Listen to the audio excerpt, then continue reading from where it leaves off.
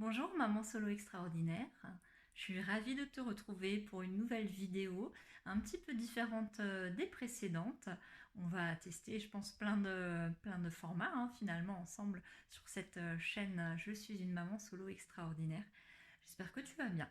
Je te parle un petit peu de mon quotidien aujourd'hui et notamment de cet après-confinement. Voilà, tu l'as vu dans le titre, je vais un petit peu t'exposer toutes les habitudes que j'ai prises soit avant le confinement, soit pendant, ou en tout cas que j'ai bien consolidé, on va dire, durant ce temps un petit peu particulier, et que finalement je vais garder pour la suite parce que ce sont des habitudes qui me font du bien, qui font du bien à ma famille, à mes enfants, et donc on va rester là-dessus. On va rester là-dessus. Alors moi, je suis confinée depuis, je suis en France, donc on a été confiné le 16 mars, on est déconfiné au moment où je tourne cette séquence depuis 5 jours.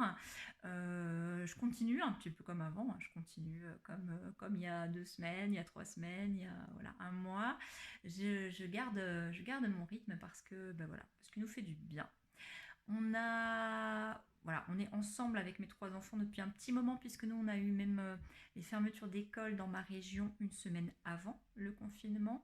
Donc ça fait un petit moment qu'on fait l'école à la maison. Maintenant, j'ai pas compté, hein. Mais voilà, c'est rentrer, on va dire, dans nos habitudes, dans notre organisation. Et justement, c'est un petit peu de cette organisation que je vais te parler dans cette vidéo. Si tu ne l'as pas encore fait, je t'invite à t'abonner tout de suite. Voilà, tu cliques sur abonner, s'abonner, tu cliques sur la petite clochette et je te retrouve tout de suite.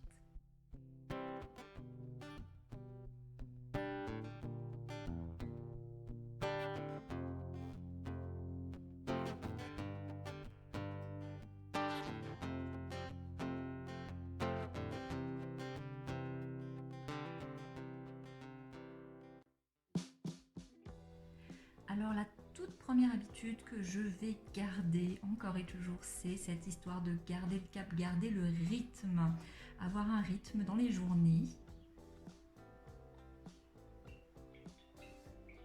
Ce qui implique de se lever à des horaires réguliers,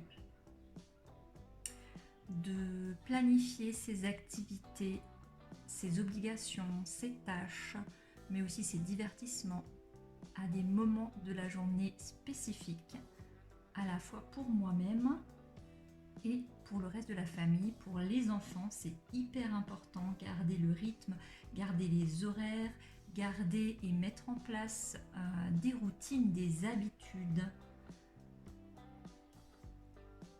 Que ce soit donc pour le réveil, pour le coucher, du coup, pour garder un nombre d'heures de sommeil acceptable pour chacun, chacune, que ce soit pour les temps forts comme les repas de la journée, mais aussi le travail scolaire, le travail de maman aussi, accessoirement, le ménage, l'entretien de la maison, les tâches administratives, les courses, l'organisation de la vie en général. C'est vraiment l'idée de conserver un rythme, de s'habiller aussi chaque jour, de vivre sa vie finalement en gardant des habitudes saines qui nous donnent de l'allant, qui nous donnent de l'élan, qui nous boostent et qui nous dynamisent. C'est hyper important. Donc le réveil à horaire régulier. La deuxième chose, c'est de planifier. Ça, c'est quelque chose que vraiment j'incite à faire. En tout cas, pour moi, c'est une habitude qui est salutaire. C'est de planifier tout ce qui peut l'être, que ce soit les repas, du coup les courses, les activités ménagères, les activités tout court. Vraiment pouvoir planifier de manière à ce que chacun sache ce qui va se passer au courant de la journée, comment on va le faire, quand on va le faire, pourquoi. Ça permet de se préparer, ça permet d'anticiper, de ne pas se sentir prise au dépourvu. Chacun peut donc prendre part, peut participer pleinement, peut prendre sa place dans la famille, peut aider. ou peut au contraire se dégager du temps pour autre chose. C'est hyper important de planifier encore plus, voilà, dans ces moments de confinement, déconfinement. On planifie. Une saine habitude aussi que j'ai prise et gardée, c'est de lire chaque jour. Moi, j'ai vraiment besoin de me divertir parce que, en étant maman de 3 enfants, je donne beaucoup de moi à beaucoup de moments de la journée. J'ai très peu de temps de repos et de divertissement. Et la lecture, pour moi, c'est hyper important. Ça me motive, ça me booste, ça me fait penser à d'autres choses quand j'ai des problématiques diverses et variées. Ça m'aide à vraiment voilà, prendre ce temps pour moi. C'est hyper important. Je lis plein de choses différentes. Ça peut être des romans, ça peut être des biographies, comme ici le livre de Michelle Obama. Ça peut être des guides pratiques. Si vous êtes intéressé, je pourrais d'ailleurs vous parler de tout ce que je lis et qui m'aide, que ce soit dans mon activité, que ce soit dans ma vie, que ce soit dans la gestion de mes émotions et puis dans ma vision, dans la vision que j'ai de mon avenir. La lecture, c'est tous les jours. Et puis, quelque chose que du coup le confinement a beaucoup renforcé, c'est le lien avec chacun de mes 3 enfants. Bien sûr, j'en ai la garde, donc je les ai avec moi tout le temps. Mais c'est vrai que le rythme scolaire est parfois très prenant et on peut vite passer à côté des uns et des autres. Le confinement, ça a été l'occasion de resserrer les liens et de passer du temps de qualité avec chacun. Alors moi, j'ai 3 enfants d'âge très différents qui ont des besoins très différents. Et tous les jours, j'essaie de passer un petit temps, ça n'a pas besoin d'être très long, mais c'est un petit temps avec chacun, de prendre vraiment contact dans ce qu'il aime, ce qu'elle aime. Donc là, on a pas mal de jeux, pas mal de livres. C'est vraiment, voilà, pour nous très important de passer des moments sympas en famille. Et puis, bien sûr, le temps des devoirs, de la continuité pédagogique, c'est quelque chose qui nous a permis aussi de bien serrer les liens et de bien nous rendre compte de ce que chacune vit de son côté. Donc il y a les devoirs avec les petits, il y a les temps d'instant dans la cuisine, les instants partagés dans la cuisine avec la moyenne. On a pris le temps, on prend le temps de cuisiner, on a pris le temps.